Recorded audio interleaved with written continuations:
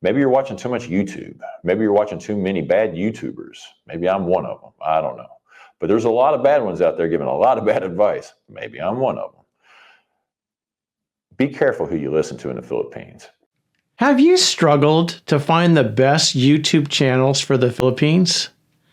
Wouldn't it be nice if someone would just tell you what the best channels are instead of constantly searching for them on YouTube to even see if they're worth watching? Well, hi, I'm Eric, and welcome to my Island Expats channel. I cover the most popular expat channels and also focus on topics, news, and events for the community that wants to visit, retire, or live in the Philippines. I've traveled to the Philippines for the last 10 years for both business and pleasure. On this channel, I'll discuss some of the most popular expat channels and the personalities behind them.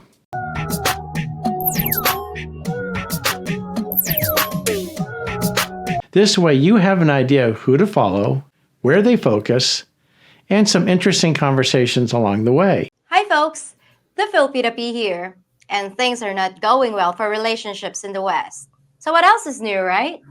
Well, I've recently been looking at some astonishing surveys and studies, and I really fear for the future of our Western friends.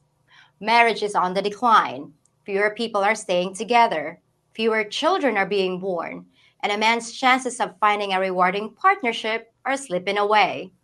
While none of that might be news to you, the reasons behind it are both fascinating and downright scary. So let's take a closer look at what's going on over there as women chase their dreams and ironically become more miserable than ever. Is the future of relationships really doomed, or is there still an opportunity for happiness? Because happiness is something a lot of women in the West seem incapable of.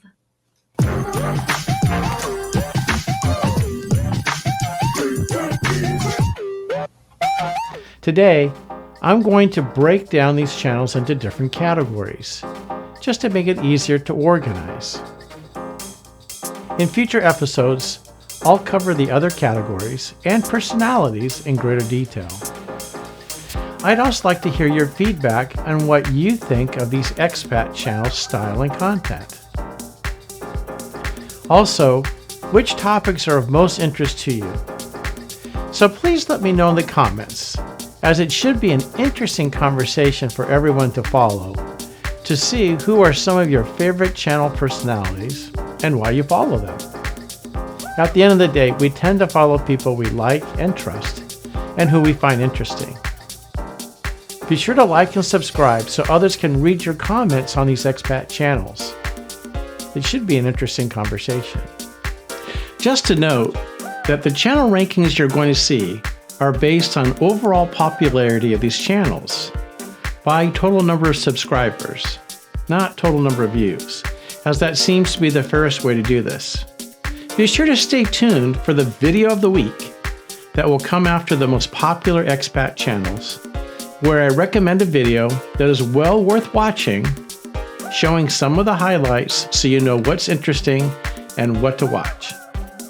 Let's start off with some of the most popular channels for expats in the Philippines that have so many views, they're really in a class of their own. Number 1, for the most popular expat channels.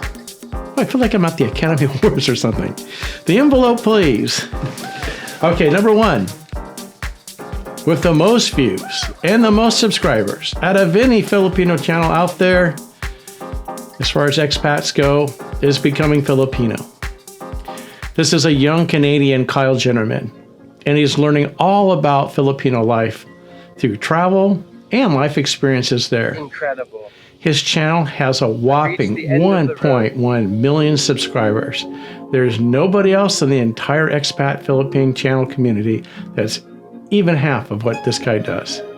He has a total of 297 million views. Of course, he's the most popular of all the expat type channels, but he's a little bit more focused on the experience on Philippines and not advice. Many of the other channels give a lot of advice. He really doesn't. Now, to be fair, there are a lot of Filipinos that watch this channel beyond just expats. So I just want to note that. And that really does help drive the subscriber count, as he's often a favorite amongst some of the Filipinas, especially the younger ones. He explores Filipino culture, he travels across the country, and he really does actively participate in some of the local traditions and dance activities, embracing the Filipino lifestyle and the spirit of the country. No laughing. Hindi magbinuwang. Uy! Uy! Yo, binuwang na, binuwang. Kasalawa ko. Uy! Bayad ko!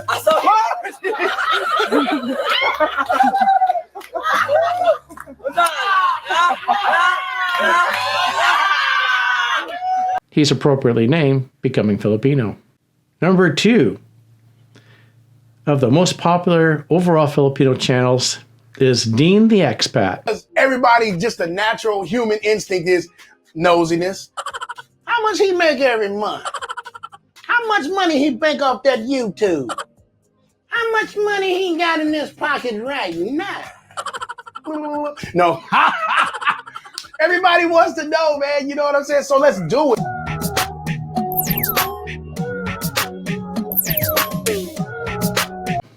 Dean Hashim, 367,000 subscribers with 80 million total views. Dean is an amazing communicator and a natural comedian. He's super entertaining to watch.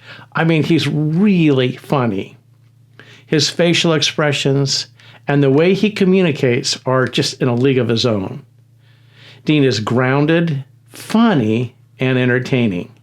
I mean, it's pretty much intimidating for anybody else that's got a channel. He's that good. He gives the truth how he sees it. And honestly, he's very authentic, very straightforward, tells it as it is, how he sees it. He pretty much covers life in the Philippines. There's a video that he did recently where he even covered his own personal budget. Can you survive off 1,000 US in the Philippines? It all depends on your lifestyle. You see, we have 2 kids, and I don't want you guys to think I'm a snob when I say this, but we have a nanny and we have a housekeeper that helps us, and oh, they're a huge help to us. Sometimes she says, oh, what would you do if we didn't have all this help? How could you go and film on location and do all these videos and all this stuff? So yes, we have a nanny and a housekeeper. You know, we got to pay that expense, right? And you know what? Let's just go over our budget, okay? I can't talk about everybody else, but let's go over our budget. Wait a minute. Here's what we're gonna do. Pull out your calculator, okay? And we're gonna go over our budget so we see what it costs us to live every month. And I've also seen him own up to his mistakes along the way. And I'm gonna tell you now, it's considerably less than what it was when I first moved here to the Philippines. Because when I first moved here, we moved to Cebu, okay, to a high-rise luxury condo. And a lot of people tell me that I'm foolish for going and moving there. But, you know, when I came to the Philippines, I already had the mindset I wanted to live still kind of westernized, right? Kind of like to American standards. You understand what I'm saying? So I moved into a luxury condo. It was called Sundance. I never forget it. It was called Sundance Condo Tales in Cebu, in the heart of Cebu, in the heart of La Hogue. Listen, this was a luxury condo on the 17th floor. We was paying $40,000 a month. Okay, I'm gonna just keep it 100 with you. All right, damn. He's a responsible family man with 2 children, has his Filipino wife, and in my opinion, he's one of the most entertaining channels in this entire space, and quite possibly most spaces. He's creative in his topic selection, like comparing McDonald's in the US to McDonald's in the Philippines on the menu items. Haven't seen anybody else do that. He's super fun to watch. And he has just enough editing to be polished, but still shows footage as it happens, unedited for authenticity. I think most of his editing is just at the very beginning coming into it and at the end closing it off. And there's some special effects of something laughing. We was paying $40,000 a month. Okay, I'm gonna just keep it 100 with you. All right. Damn. Yeah. Anyway, you're hilarious. Love your channel. You have great stuff. Number 3, as the overall most popular Philippine channels for expats, well, is Paradise Philippines. 334,000 subscribers with 9 million total views. Okay, so this kind of gets into that argument about what's more important, subscribers or views. These guys have a ton of subscribers, but not a lot of views. What does that mean in English? That means the channel's not that old. In fact, I think this channel is less than 2 years old. So if they have that many subscribers, 334,000, putting them number 3 on the list, they must have some interesting content. Speaking of that, their content is very polished. And to be fair, versus everyone else, they're really a video production company based in Cebu. So they're kind of in a league of their own. But basically, they aim to show the beauty of the Philippines, highlighting travel and culture. They don't focus on expat life so much, but they are entertaining to watch, and that's why I mention it, because if you're trying to learn about the Philippines, it's a great source. Number 4, there's a real interesting vlogger here, and has done very well, who's only been on the scene for about 4 years. And that's the Filipina Pea. She comes in with 292,000 subscribers. But guess what? She has 53 million views. So once again, a lot of views for only being around 4 years. She's also putting out a lot of content. I think she's based around the Dumaguete area. I think I saw something recently. She just moved just outside of it. She has a very good video about what she's doing right now. I thought was very authentic. The Filipina Pea here. And today is the 4-year anniversary of my very first video. It's been a crazy ride, and I want to thank all of you for going on the journey with me. When I first started, the YouTube landscape looked a lot different. Very few channels were dealing with the topics I covered, and certainly not the way I covered them. I was a straight shooter, and I didn't care if what I said was pro-Philippines or anti-Philippines. I only cared about speaking the truth, and I never had an agenda. I just wanted to tell it like it is on any given topic. I wanted to create videos that would stand the test of time and be just as useful and funny today as they were the day I released them. And I think I succeeded. Most of the vloggers, something like at least 80% of them, of the total, are in the general Dumaguete area. That's kind of funny how that kind of works out. All right, anyway, the Filipina Pea, she's been doing this for 4 years now. Her work is very polished. She tells the truth, though, as she sees it. I feel like she's very authentic. She works hard to keep the content interesting. No question on that. She very much tells it as it is. And on many topics, especially around dating in the Philippines versus the West, she gives her perspective, kind of comparing the two. She's a strong communicator, and she puts in the hours. You can tell this is a lot of work for her. Now, a little bit different than most of the expat channels, the Philippines is her home country. But since she has spent quite a bit of time in the U.S. traveling around, for several months at least, we're kind of putting her into this general category. She's easy to understand, easy to follow, and very creative, sometimes wearing a costume to make a point at the closing scene, which just kind of makes her a little bit more memorable. Sir, do you have any idea how fast you were speeding? Speeding through my video? Skipping all the ads and not paying attention to a word I said? All right, number 5 of the overall most popular expat channels in the Philippines, who's been at it for quite some time, is a foreigner in the Philippines. They have 262,000 subscribers with 137 million views. So that tells you, if the views are that high, if that subscriber base, they've been doing this a long time. So this is why I say, when we're using total subscribers, that's the fair way to do it. As these folks have been out this since 2011, they have a total number of videos posted on YouTube at this point of 20,151. I don't think anybody else is even close to it in the category. For example, the Filipina Pea with her 53 million views, who started in 2020, only has a little over 400 videos. But the P actually has 30,000 more subscribers, and that's simply just due to her overall popularity. And that's why it makes sense that they'd have more views, at least for the foreigner in the Philippines, over a 13-year period of time versus the Filipina Pea's 4 years. Okay, the foreigner in the Philippines, they're based in Bohol. It's a couple. The guy's name is Terrence Martin. He's actually a British guy that had been living in the U.S. and then left the U.S. and searched for a different kind of a life. Instead of doing life in the U.S., corporate thing, 9 to 5, whatever, he wanted to do something different. He met his wife Beth in Bohol, and they live in the hills there in Bohol with a very simple lifestyle, nothing fancy. Their channel is focused on their simple lifestyle there.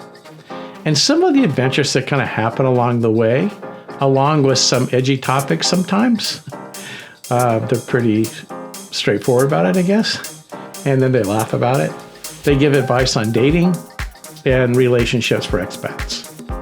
So compared to the other channels that we've talked about so far, they're more like, I guess I'd call shoot and post. So mostly just turn on the camera and shoot whatever's going on. They're not very polished. They're certainly not edited, and it's not produced content. So like I say, it's just turning on the camera and capturing whatever is happening. And if you like that type of authenticity, totally fine, nothing wrong with it. You're just going to see a little bit more kind of shaky camera stuff, and yeah, just not the same level of production value as some of the other channels. But again, that's probably not their goal. They're just trying to show what their life is like. Now it's time for our video of the week, where I highlight a particular video that I believe is worth watching. Well, since our next episode after this is going to focus on expat dating advice channels, so in preparation for that, the video of the week comes from Rike and Life Beyond the Sea. I believe this is Rike's most popular video on his channel, and it's called Dating Filipinas Over 35 in the Philippines. Let's take a look at some of the highlights from the video. What I want to talk about is something that I think isn't talked about enough. A lot of guys, when they reach their retirement age, again, they come here after they've been divorced for quite a few years, they've been widowed, they've been out of the dating scene for quite some time, or they've just chosen to not participate in dating much in their home country, simply because they really don't care for the feminist Western influenced type of women that they're encountering, and they're kind of limited to only dating women their age. So when they decide to come to the Philippines and move here, or maybe even just vacation in order to meet a woman that they met online, when the opportunity comes up to have the option of a younger woman, a lot of guys, expectedly think to themselves, well, gee, if I can have a younger woman, why not have a woman in her 20s? Okay, let's just pause there for a second. I think Rike makes some interesting points there. First of all, either men go over there to the Philippines to go on vacation, or they have in their mind, maybe they've been doing research, it's a place to move. There's something they're thinking about in the future. And one of the kind of allures to that is the age gap difference, which is more acceptable in the Philippines than it is in the US, right? That's kind of Rike's point there. But it's going to get more interesting. Listen to what he has to say next. But what I want to present to you is the other side of the coin, the advantages of dating or considering for a long-term relationship a woman more, say, over 35.